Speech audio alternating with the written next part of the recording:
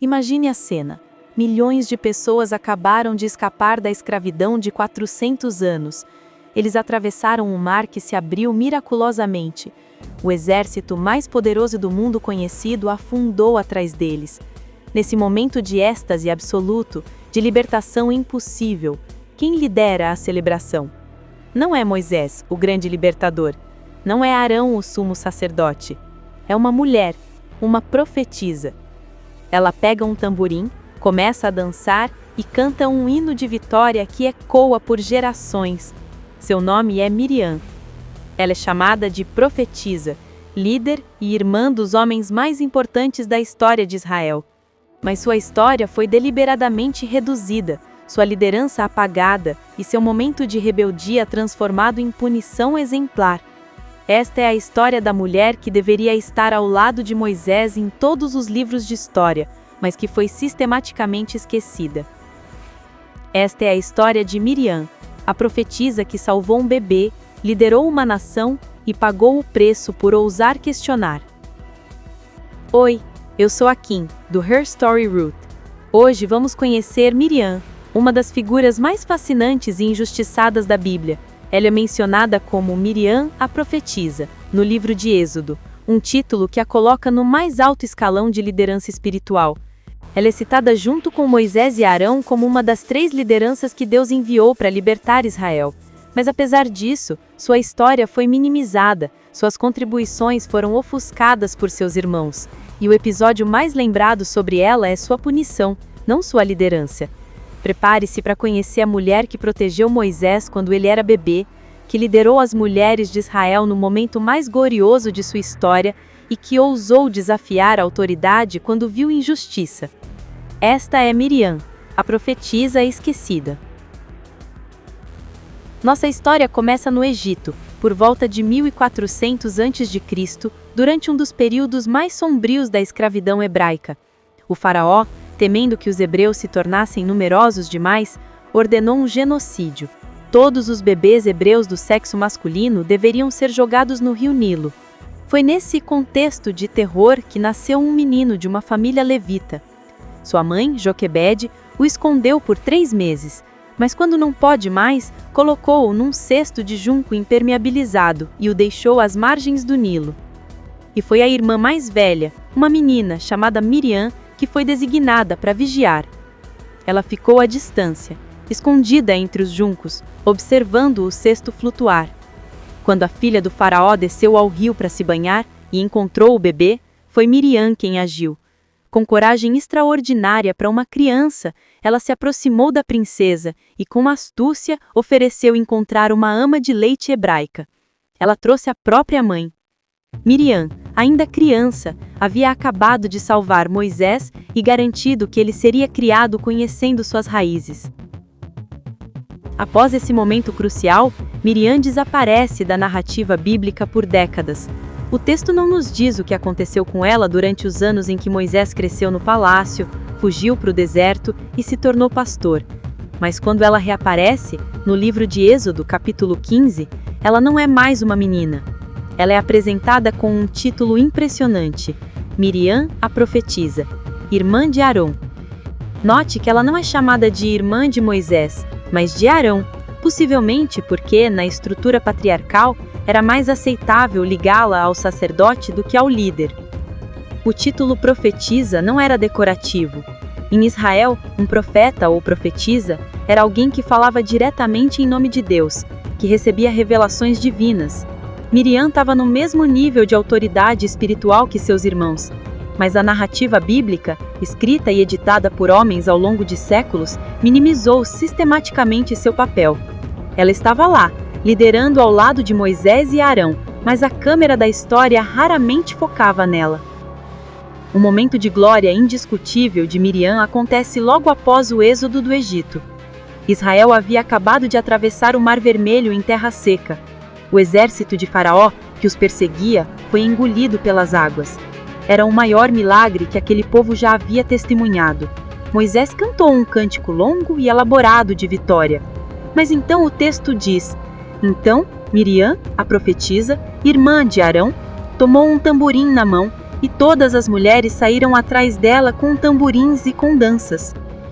Ela liderou as mulheres de Israel numa celebração explosiva. Séculos depois, o profeta Miqueias escreveu algo extraordinário. Ele estava lembrando Israel de sua história e disse: "Pois te fiz subir da terra do Egito e da casa da servidão te remi, e enviei adiante de ti Moisés, Arão e Miriam." Deus mesmo, através do profeta, listou Miriam junto com seus irmãos como parte da liderança enviada para libertar Israel. Não era Moisés sozinho. Não eram apenas Moisés e Arão. Era uma tríade. Moisés, o libertador e legislador, Arão, o sumo sacerdote, e Miriam, a profetisa. 3 papéis, 3 líderes. Mas a tradição e a história subsequente colapsaram essa tríade em um monopólio. Moisés se tornou o libertador. Arão se tornou o segundo em comando. E Miriam? Ela foi reduzida a uma nota de rodapé, lembrada principalmente por um único episódio de rebeldia. A própria Bíblia a reconhecia como líder enviada por Deus, mas a interpretação humana a apagou. Durante os 40 anos de peregrinação no deserto, Miriam estava lá. A Bíblia não detalha suas ações cotidianas, mas sua presença e influência são inegáveis.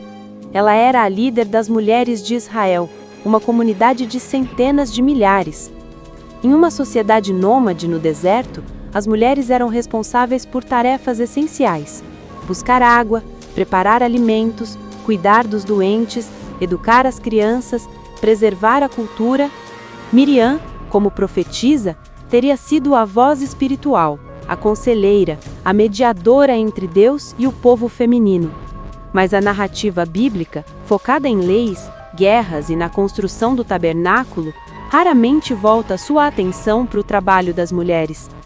Essa invisibilidade não é acidental, é estrutural. A história foi escrita por escribas homens para uma audiência patriarcal. As contribuições de Miriam foram consideradas menos dignas de registro, mas sua ausência gritante nas narrativas diárias não significa que ela não estava liderando. Significa apenas que ninguém achou importante escrever sobre isso. O episódio mais famoso de Miriam é também o mais controverso e muitas vezes o mais mal interpretado. Está em Números 12. O texto diz: Miriam e Arão falaram contra Moisés por causa da mulher cuxita com que ele havia se casado. Mas o verdadeiro problema não era a esposa de Moisés, era poder. Depois de criticarem o casamento, Miriam e Arão disseram: "Porventura falou o Senhor somente por Moisés? Não falou também por nós?" Esta era uma questão de autoridade. Eles estavam desafiando o monopólio de Moisés sobre a revelação divina. E note, embora o texto mencione Miriam e Arão, o verbo em hebraico está no feminino singular, sugerindo que foi Miriam que iniciou a rebelião, com Arão apenas se juntando a ela.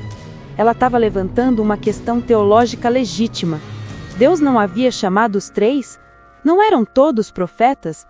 Por que Moisés agia como se fosse o único canal de Deus? Era uma crítica de alguém de dentro da liderança, alguém que havia servido fielmente por décadas.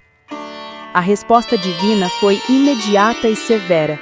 Deus convocou os 3 para a tenda da congregação. Ele defendeu Moisés, declarando que ele era diferente dos outros profetas, porque Deus falava com ele face a face. E então, a ira divina se manifestou. Quando a nuvem se retirou da tenda, Miriam estava leprosa, branca como a neve. Arão, que também participou da rebelião, não foi punido. Miriam sozinha carregou o peso da punição. Por quê? Alguns comentaristas argumentam que foi porque ela foi a instigadora. Outros sugerem que, sendo profetisa, sua responsabilidade era maior. Mas há uma leitura mais sombria. Ela foi punida mais severamente porque era mulher. Ela ousou desafiar a hierarquia patriarcal. Ela questionou a autoridade masculina. E o sistema, até mesmo na narrativa divina mediada por escribas patriarcais, a esmagou. Moisés, em um momento de graça, orou por ela. Ó Deus, rogo-te que a cures. Mas a cura não foi imediata. Ela foi expulsa do acampamento por 7 dias. purificando-se na vergonha pública. E, crucialmente, o texto diz: "E o povo não partiu até que Miriam fosse readmitida." Aqui está um detalhe que é frequentemente esquecido. Israel esperou por Miriam. O texto é explícito: o povo não partiu até que Miriam fosse readmitida. Pense no que isso significa. Toda a nação, milhões de pessoas, ficaram paradas no deserto por 7 dias esperando por uma mulher. Não por Moisés que eles tinham que seguir, não por Arão o sacerdote, por Miriam. Isso revela algo profundo sobre seu papel e seu valor para o povo. Eles a amavam, eles a respeitavam. Ela não era apenas a irmã dos líderes, ela era uma líder por direito próprio. A sua ausência paralisou a jornada. Miriam morreu no deserto de Zin, no primeiro mês do 40º ano da peregrinação. O texto bíblico registra sua morte em uma única frase: Miriam morreu ali, e ali foi sepultada. Nenhuma cerimônia detalhada, nenhum longo tributo, apenas uma nota breve. Compare isso com a morte de Arão, que recebe capítulos de descrição sobre o luto nacional, ou com a morte de Moisés, que é o clímax de todo o Deuteronômio. A morte de Miriam é quase uma nota de rodapé. Mas algo fascinante. Imediatamente após a morte de Miriam, o texto diz: "E não havia água para a congregação." Os sábios judeus da tradição rabínica fazem uma conexão profunda. Eles ensinam que durante toda a peregrinação havia um poço milagroso que seguia Israel, fornecendo água. E esse poço, dizem eles, existia por mérito de Miriam. Quando ela morreu, o poço secou. Era chamado de o Poço de Miriam. Sua morte trouxe uma crise imediata. Sem água, o povo murmurou. Foi então que Moisés, em frustração, bateu na rocha em vez de falar com ela, o ato que custaria sua própria entrada na Terra Prometida. Embora a narrativa bíblica tenha minimizado Miriam, a tradição judaica subsequente tentou restaurar sua honra. No Talmud e no Midrash, os sábios elaboram sobre sua vida.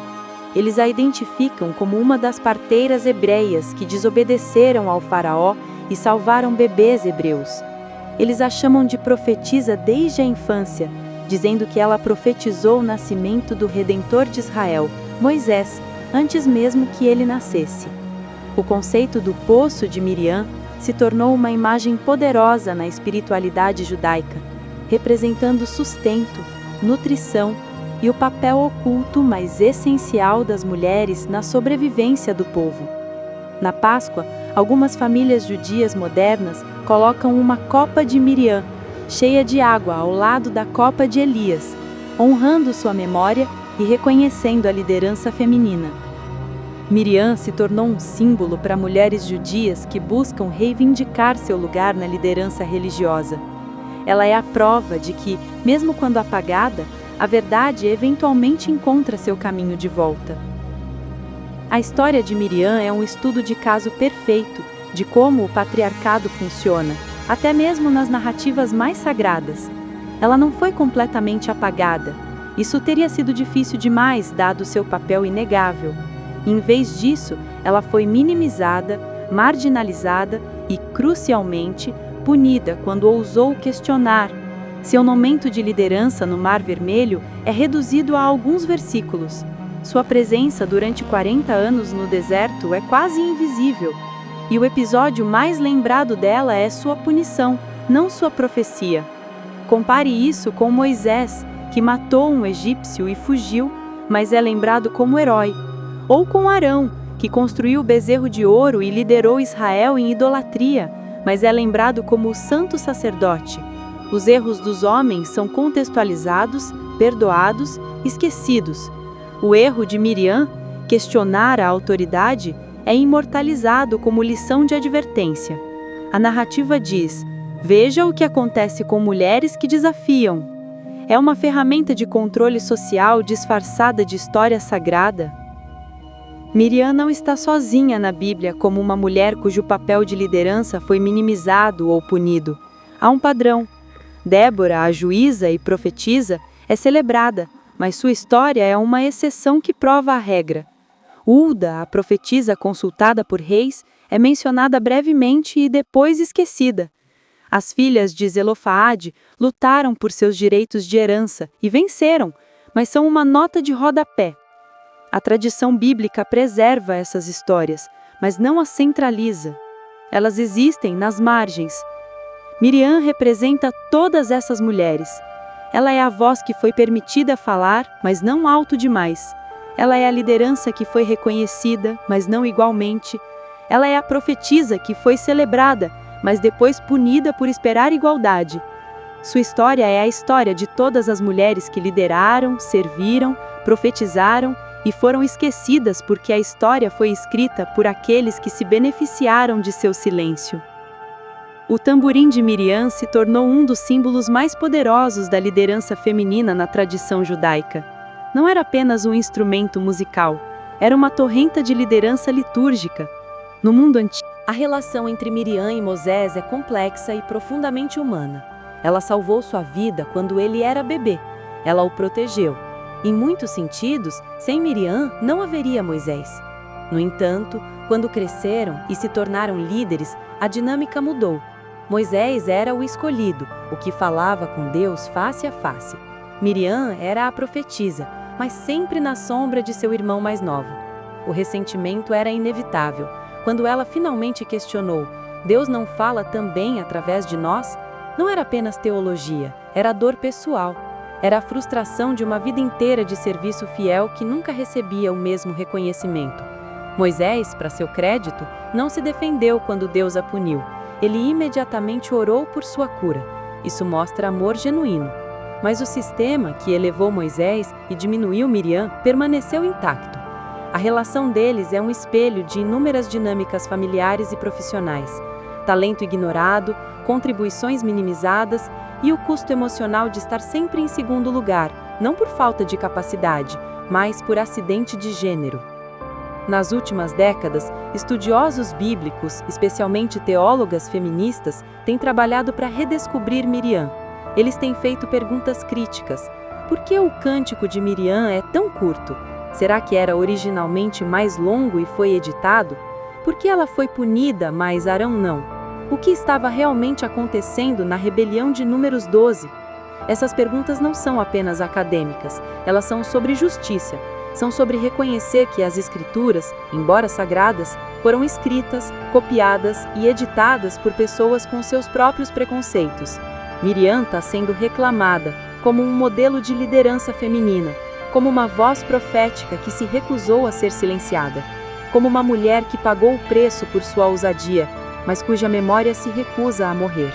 Ela está sendo ensinada em escolas teológicas, celebrada em sermões e honrada em liturgias.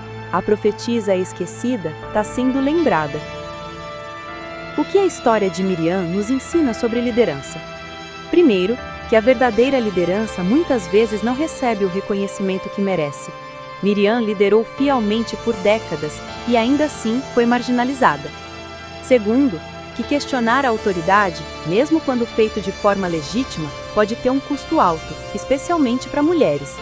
Terceiro, que o valor de uma pessoa não é determinado pelo quanto sua história é contada, mas pelo impacto que ela teve. O povo esperou por Miriam. Eles a amavam. Ela era essencial. Quarto, que o silêncio da história não é o mesmo que a falta de importância. Só porque algo não foi escrito não significa que não aconteceu. E, finalmente, que a memória pode ser restaurada. A história pode ser corrigida. As vozes silenciadas podem ser ouvidas novamente, se estivermos dispostos a ouvir. A história de Miriam nos força a confrontar uma questão desconfortável. Quantas outras Miriams existem? Quantas mulheres lideraram, inovaram, profetizaram e foram sistematicamente apagadas da história? Não apenas na Bíblia, mas em todas as culturas, em todas as épocas. A história, como foi tradicionalmente contada, é a história dos vencedores, dos poderosos, dos homens. As mulheres aparecem nas margens, quando aparecem. Miriam é uma porta de entrada para uma consciência mais ampla. Se até mesmo uma profetisa, explicitamente reconhecida por Deus como líder enviada para salvar uma nação, pode ser minimizada e esquecida, Imagine quantas outras foram completamente apagadas. Recontar a história de Miriam não é apenas sobre ela, é sobre justiça histórica, é sobre corrigir o registro, é sobre garantir que as próximas gerações de meninas saibam que mulheres sempre lideraram, sempre profetizaram, sempre foram essenciais, mesmo quando a história escolheu não registrar. Miriam, a profetisa, salvou o Redentor quando ele era bebê. Ela liderou uma nação inteira em celebração no momento mais glorioso de sua história. Ela serviu fielmente por 40 anos no deserto, e quando morreu, o povo ficou sem água, revelando que sua presença sustentava a todos. Ela ousou questionar quando viu injustiça e pagou um preço terrível por isso, mas sua memória se recusou a morrer. Seu tamborim ainda ecoa através dos séculos. Ela é a prova de que a verdadeira liderança não pode ser completamente silenciada, não importa quantos escribas patriarcais tentem apagar sua voz. Miriam nos ensina que ser esquecida não é o mesmo que ser insignificante, que o silêncio da história não é o veredito final e que cada geração tem a responsabilidade de ouvir as vozes que foram silenciadas e amplificá-las para que todos possam ouvi-las. Na nossa próxima história, vamos conhecer uma outra profetisa extraordinária e igualmente esquecida, Hulda, a mulher que reis e sacerdotes consultaram em um momento de crise nacional. Enquanto o sumo sacerdote e todos os homens poderosos de Jerusalém estavam disponíveis, foi uma mulher, uma profetisa, quem o rei Josias procurou para interpretar a palavra de Deus. Inscreva-se para não perder essa história de autoridade espiritual incontestável em um mundo dominado por homens.